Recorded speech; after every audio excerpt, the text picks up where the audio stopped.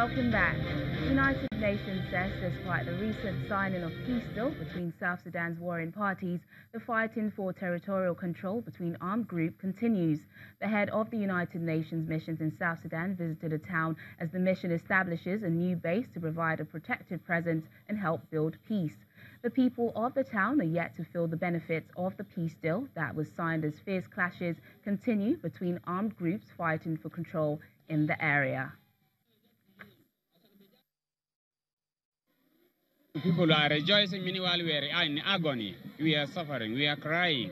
So we wish that peace will come also to Ye, so that we enjoy like the rest of the world. The peace celebrations was a wonderful day. It was a great day.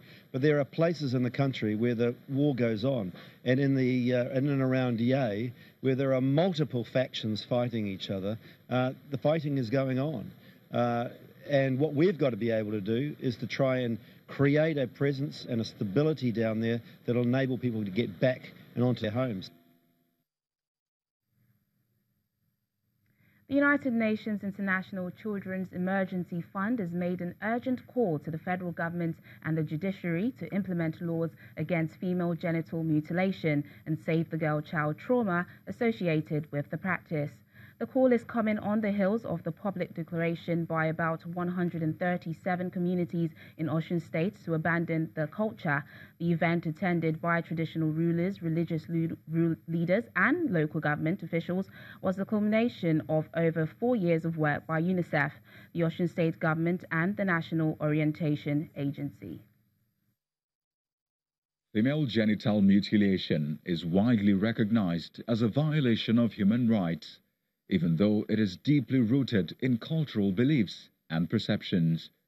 In Nigeria, Imo, Ebonyi, Ekiti, Osun, and Oyo states have been fingered to have prevalent rates of the practice of FGM.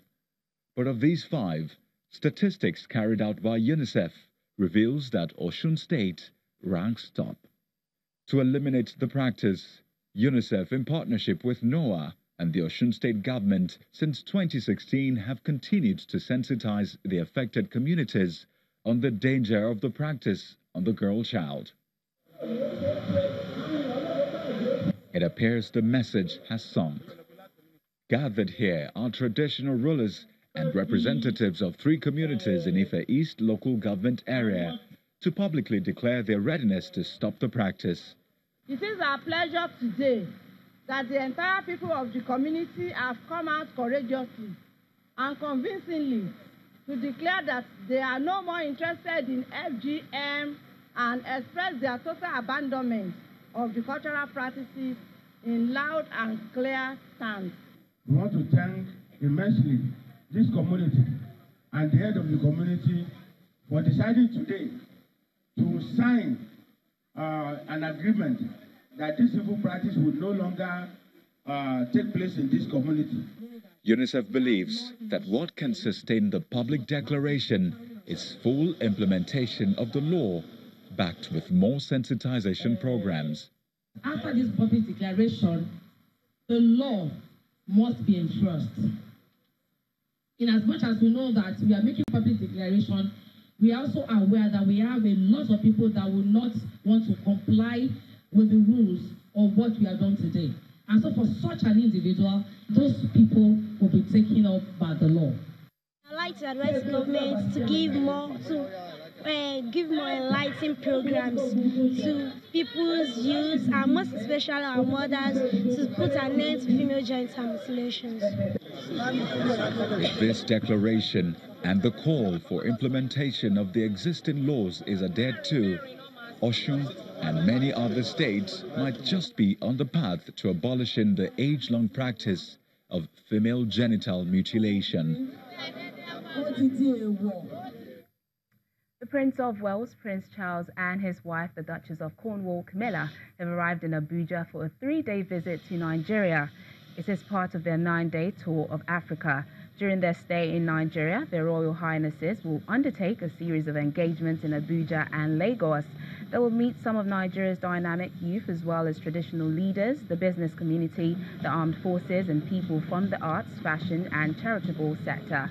The visit will also highlight key themes in both nations' relationship, including the importance of Commonwealth ties, youth opportunity, business, education of women and girls, and defense cooperation, among other issues. The Prince of Wales has made 3 previous official visits to Nigeria in 1990, 1999, and 2006. This will be the Duchess of Cornwall's first visit to Nigeria.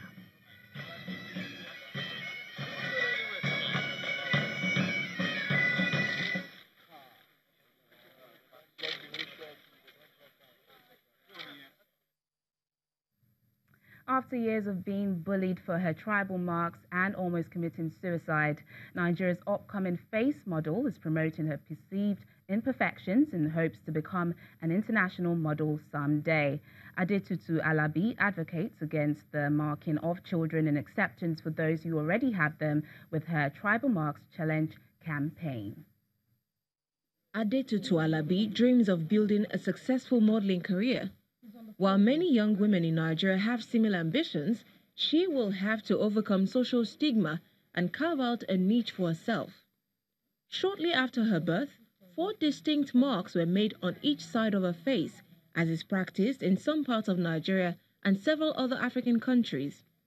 She says she was teased and bullied about her face to the point of contemplating suicide during particularly dark periods. A day I just decided, no, I have to stop this pity party of just feeling pity for myself because of the tribal mark. So I just started posting more pictures of me, and there it starts. A photographer saw me, wanted a model with tribal marks. So people were like, where can you see that in this country? And my friends on social media just keep mentioning my name. Adetutu wants to be a model, but she has tribal mark, so she can. So I started 2017. From there, I think people come to my inbox to tell me how they can't come out because of their tribal mark, they conceal it. So I just said, no, this is something we need to speak out for. So I just started posting more and say more of my aspirations. Facial scarification, like Adetutu's, is achieved by either cutting or burning the skin. The marks are used to denote the bearer's tribe or family and thought to enhance beauty. Adetutu took a campaign to stop the marking of children, acceptance for those who already have them, and modeling ambitions to social media. Her post eventually caught the attention of musical superstar and Fenty Beauty line owner Rihanna. But Okorodudu Joan, a former Miss Nigeria and founder of Isis Models, a modeling agency based in South Africa and Nigeria, says the local market isn't large or diversified enough yet for Adetutu's unique look.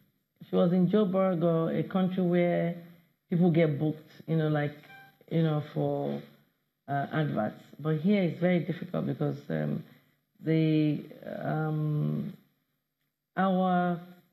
don't have major companies that will use people like her. Okay, I'm hoping that one of these days that you can look at someone like Adetutu and then call, get the booker, say, hey, we want to use her.